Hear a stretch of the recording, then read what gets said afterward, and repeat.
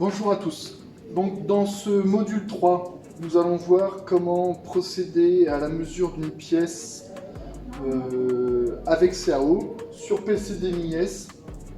Donc on a déjà abordé les notions de manipulation du bras romer. On a déjà abordé aussi les notions de comment créer un repère sans CAO. Donc cette fois-ci, on va effectuer la même chose sur une pièce avec CAO et assez simplement. Donc tout d'abord, sur PCDMIS, vous allez créer directement un nouveau modèle, un nouveau modèle vide. Donc vous allez créer un modèle avec pour nom de pièce, donc votre nom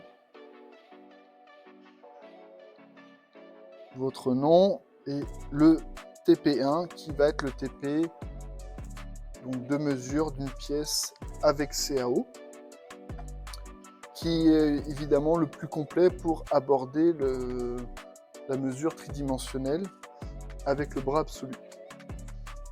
Une fois que ceci est fait, évidemment, on va le ranger au bon endroit. Donc moi, je vais l'enregistrer dans Hexagone, donc module 3. Et donc vous faites créer. Voilà. Donc le bras est allumé, ce qui fait qu'il a chargé directement le palpeur. Donc au préalable, hein, j'ai monté un palpeur avec la bille de 6. Voilà, donc il reconnaît que le contact ici est actif. Maintenant, chose qui va différer un petit peu, nous allons charger une CAO. Donc on charge une CAO, si possible, chargée de préférence un step. Donc là, c'est le carter, donc la pièce que vous avez directement sur la table, sur le marbre. Donc je l'ai intitulé NFE 02352. Pourquoi? Parce qu'on va utiliser la norme des pièces pliées, tout simplement. On va étudier. Voilà, une pièce qui a été redimensionnée en 2023. Donc on l'importe. Donc cette pièce-là, nous l'avons ici en 3D. À voir que, je ne sais pas si vous vous souvenez, dans le module 2, on parlait de repères qui étaient attribués donc à la base de notre bras absolute.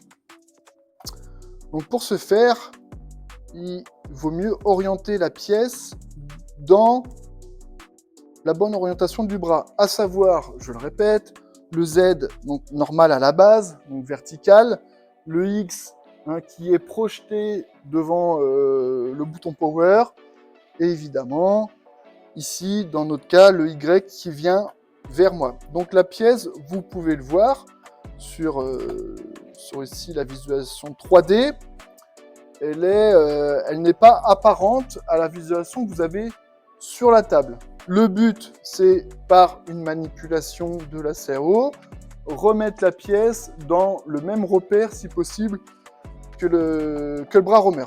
Donc, ça se situe tout simplement en faisant un clic 3 là, dans toutes les barres des tâches. Nous allons faire configuration CAO, ici, et donc dans configuration CAO, nous allons, sur le deuxième onglet, transformer la CAO. Je vais vous montrer aussi comment redonner une nouvelle couleur à la CAO, c'est une chose qu'on va faire tout de suite. Donc on sélectionne la couleur, on modifie l'élément CAO, les surfaces, on veut changer la couleur. Avec un encadré, on sélectionne tout.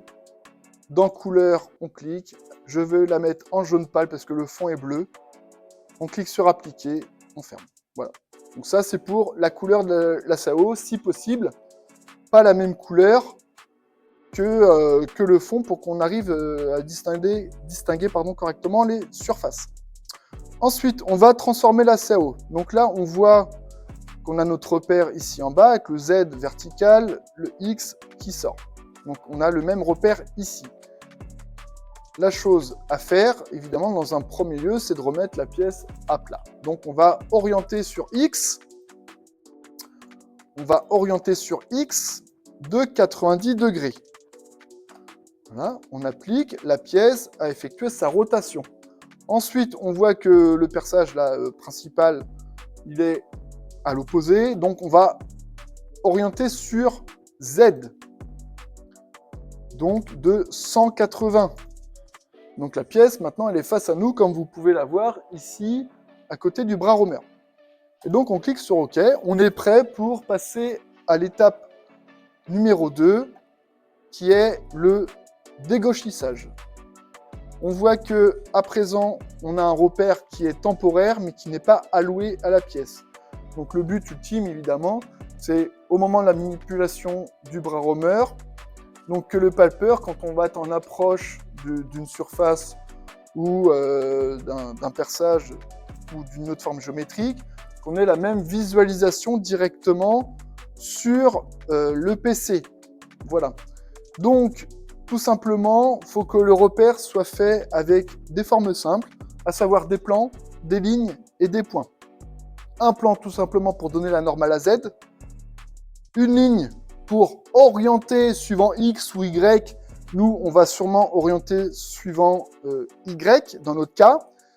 Et ensuite, il nous faut un point pour que le repère glissant sur Y soit ramené sur X. Donc c'est parti, on n'a plus besoin de la configuration CAO, donc on peut la quitter. On va définir maintenant notre algorithme, comme on l'a déjà vu dans le module 2, on va définir notre algorithme. Donc, pour définir notre algorithme avec une pièce CAO, cette fois-ci, nous allons utiliser un des modules qu'on avait précédemment découvert, à savoir les éléments auto, et non pas les éléments mesurés. Donc, les éléments mesurés, vous pouvez les sortir, et on va utiliser les éléments auto.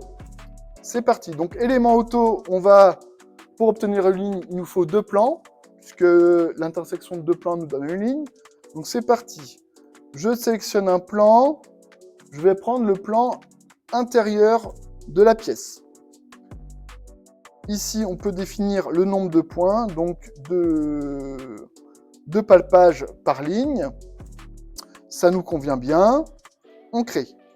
Ensuite, je vais prendre le plan oblique. Pareil, de palpage par ligne. On crée.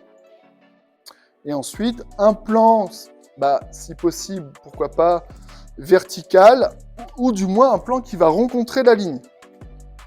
Donc je vais prendre de la même façon le plan, je vais prendre le plan qui est face à moi, à savoir ce plan-là. Voilà.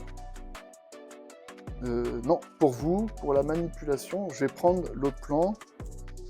Autant pour moi, je vais prendre ce plan-là. Vous allez mieux le voir sur la manipulation. Donc, on crée.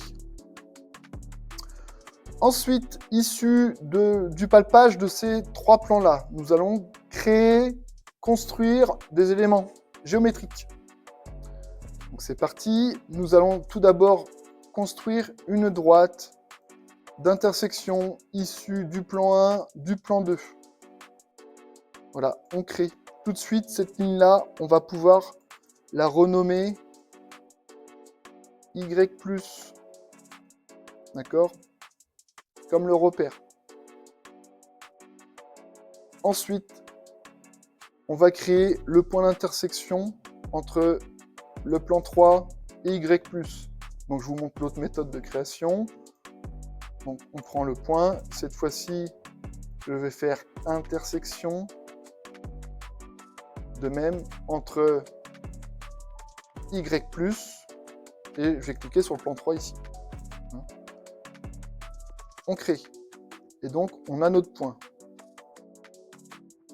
Voilà, notre point est ici. Évidemment, il est dans le vide, puisque c'est une pièce pliée. Donc, on a des congés, des arrondis extérieurs. Donc, on ne passe pas directement par une arête vive. Donc, c'est un point virtuel qui va nous servir à dégaucher la pièce. Derrière, maintenant, vous connaissez le module alignement. On va créer un nouvel alignement. Donc, le nouvel alignement A1, on va, dans un premier temps, le plan 1, faire un niveau Z. Ensuite, Y plus, donc on va le mettre suivant Y ici. Voilà. Rotation. Donc là, on voit qu'il nous l'a mis dans le sens inverse par rapport à l'origine. On va prendre Y-, ça ne change rien. Voilà, parfait. Hein, pour que le Y sorte vers moi. Voilà, dans cette configuration-là. Et enfin, le point 1 en origine. Voilà. Et notre repère est définitivement bloqué. Suite des opérations, bah évidemment, c'est de palper pour aller créer notre repère. Donc, c'est parti. On clique sur le plan 1 et on fait ici jouer la gamme, hein, exécuter. Voilà. Donc, vous avez la visualisation directe pendant que je vais directement palper les 3 surfaces ici que vous avez en vue, en espérant que ça reste figé. Je ne vais pas pouvoir évidemment voir ce que je fais en même temps. Il faudrait que le pupitre soit tout le temps face à moi au moment de la manipulation. Bon, là, il va être dans mon dos, mais pour vous, ça ne va rien changer. Donc, je vais aller palper 4 points. Je sais qu'à chaque fois, c'est 4 points. Donc, je déverrouille les axes. Je vais aller palper 4 points dans le plan à l'intérieur de la pièce. Vous pouvez vous poser la question, pourquoi je n'ai pas pris directement le plan de dessus ou le marbre? D'une, le plan de dessus, hein, je fais un petit intermède.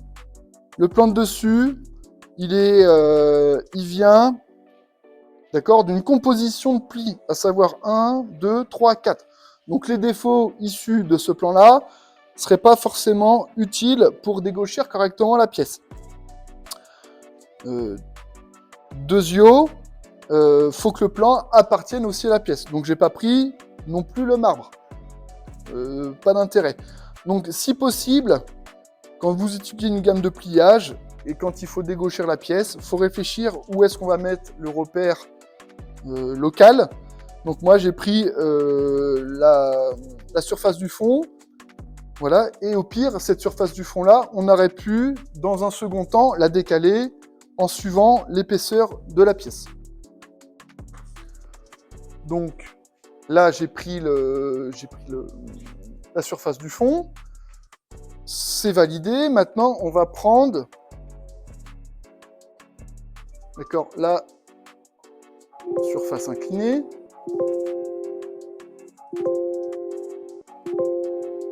On valide, puis on va prendre la surface latérale.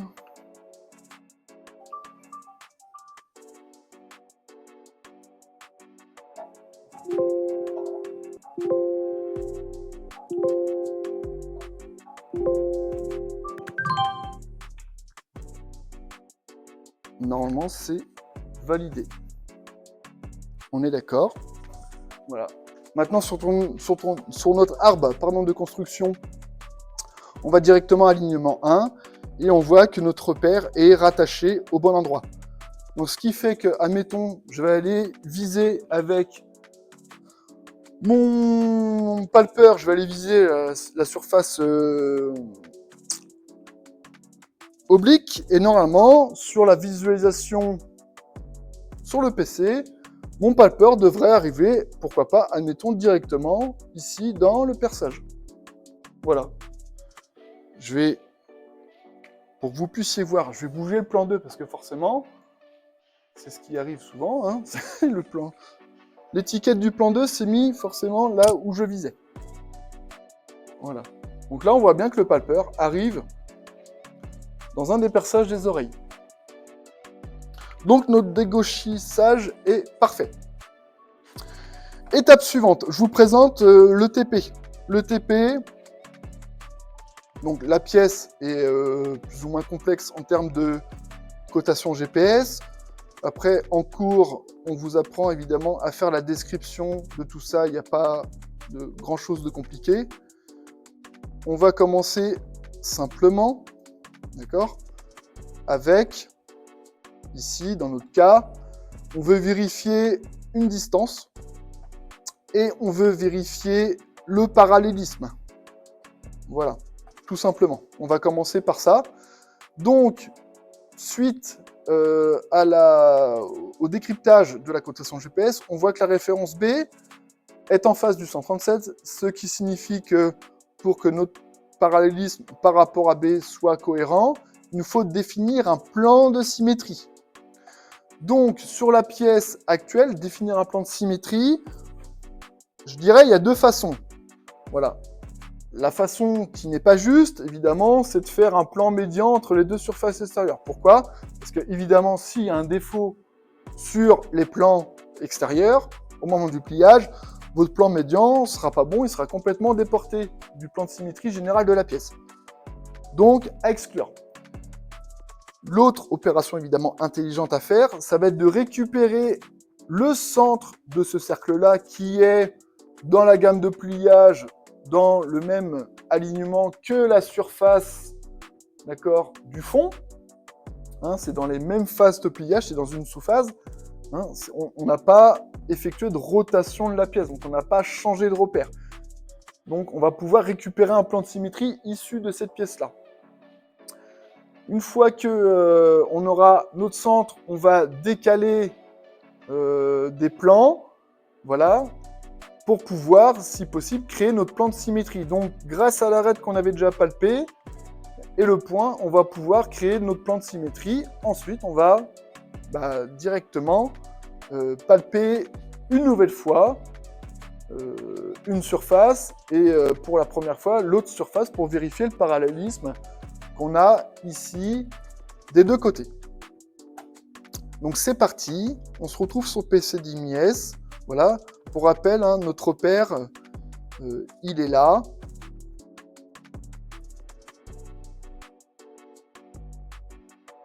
Notre repère, il est là. Hein.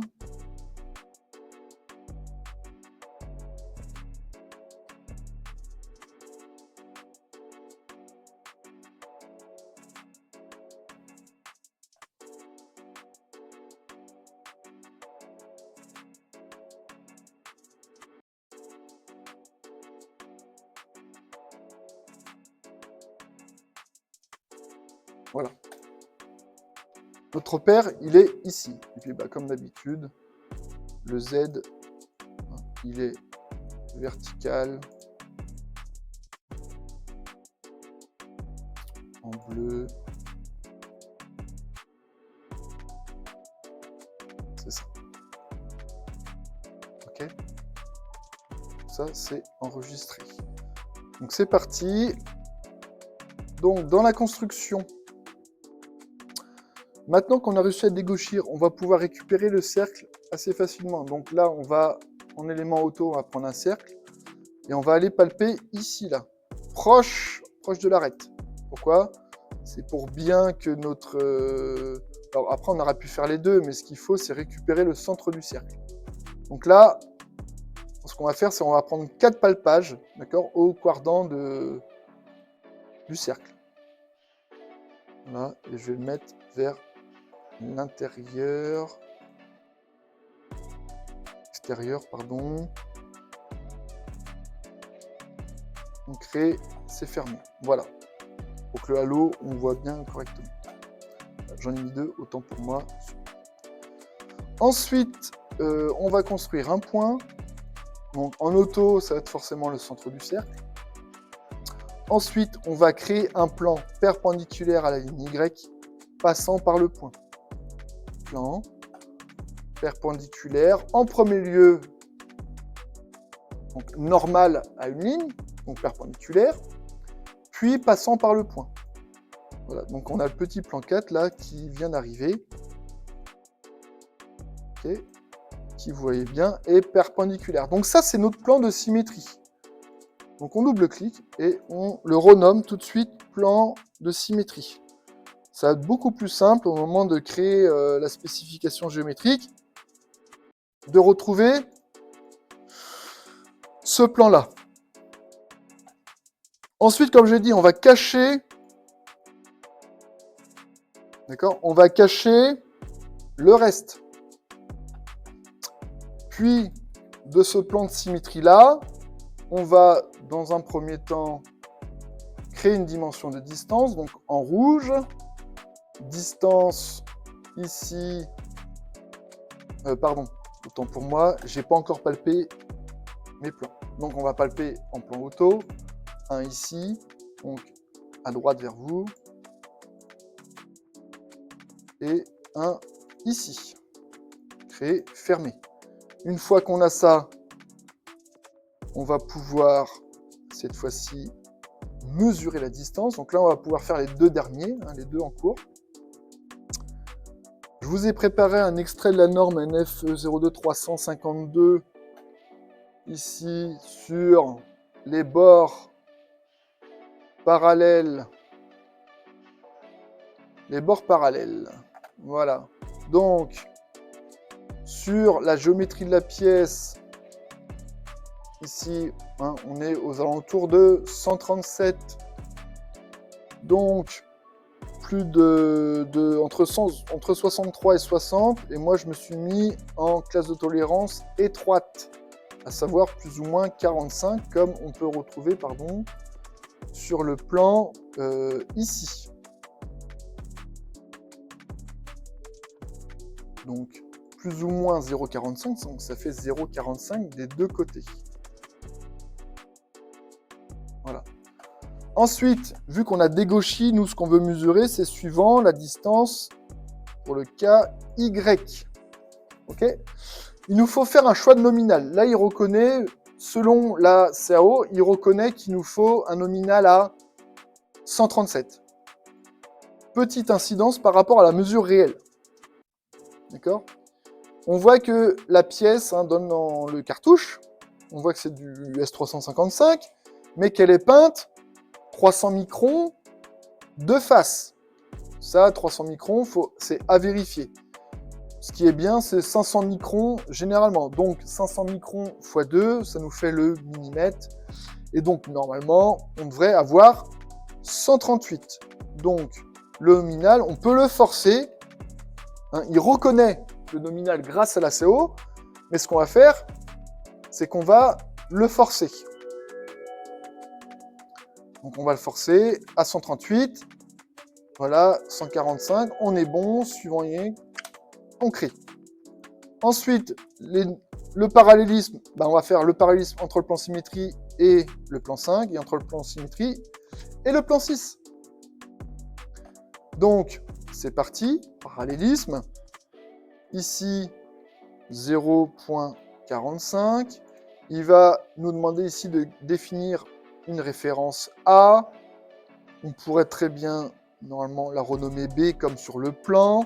Ici, on reconnaît tout de suite qu'on veut par rapport au plan de symétrie. Ça, c'est la référence. On ferme. Et ensuite, on va sélectionner quel plan on veut vérifier son parallélisme. Donc, pour le coup, le plan 5. Là, on développe, il va chercher B. On crée. On fait la même chose avec le plan 6. Ce qui est bien, c'est que c'est déjà en mode automatique. On crée. Voilà, on a fait nos deux. Donc là, ce que je vais faire pour terminer cette vidéo-là, tout simplement, c'est que je vais me remettre à partir de cercle 1 et je vais aller jouer les gammes à partir du curseur que j'ai choisi dans mon arbre de création à gauche. Donc c'est parti. Dans un premier temps, le cercle, qu'on n'a pas fait tout à l'heure. Donc le cercle, 4 points, et il nous dit, si je zoome, regardez bien, il nous dit de commencer par en haut.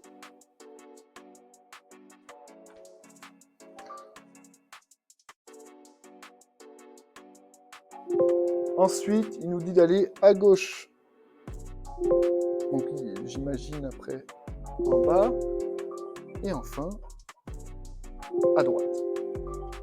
On valide. Ensuite, la surface donc latérale, qui est face à vous. Donc la surface latérale face à vous.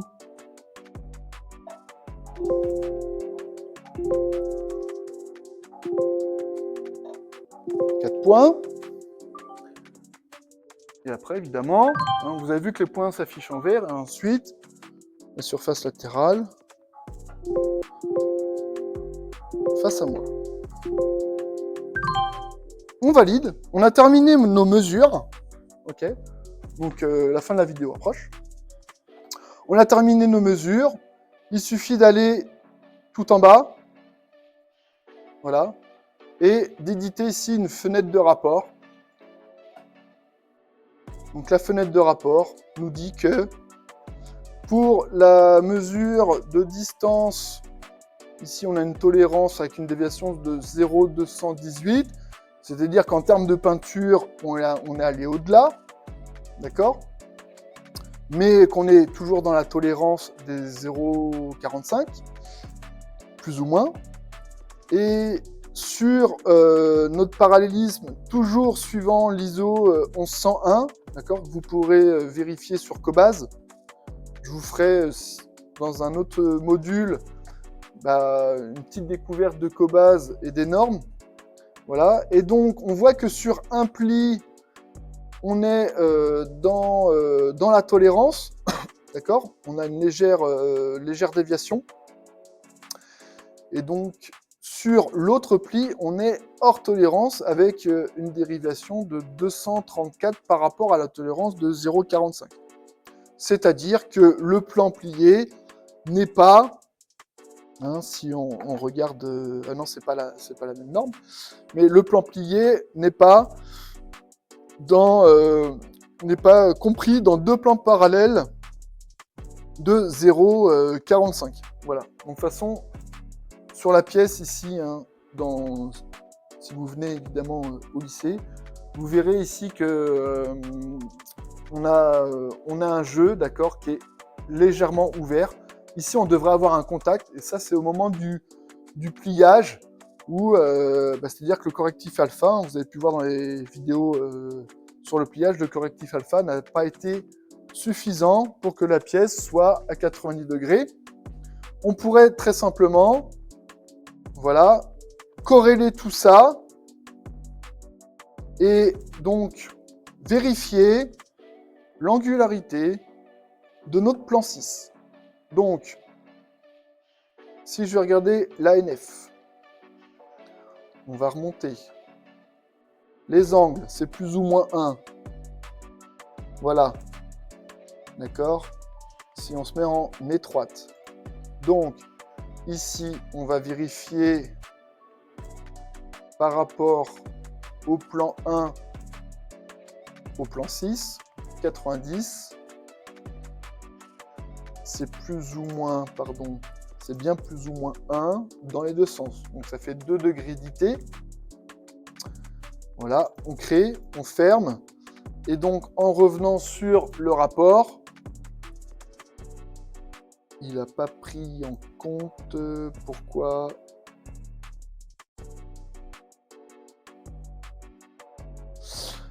Ah si, il a pris en compte. C'est juste qu'il est... alors ce qui est bizarre, c'est qu'il est faible. Donc il est de 0,18. Donc soit il y a une déformation quelque part, soit en fait sur les points qu'on a palpés. Je vais vérifier avec l'autre. Parce que là, il nous met un angle réussi. C'est pour ça qu'on n'a pas de verre, parce qu'on n'a pas... La déviation est très très faible. On a vérifié le plan 6. Je vais vérifier le plan 5 par rapport au plan 1. 90. Voilà, 1, créer, fermer. Donc je quitte, je réouvre. Et donc là, c'est pareil, dans le sens, c'est moins 16.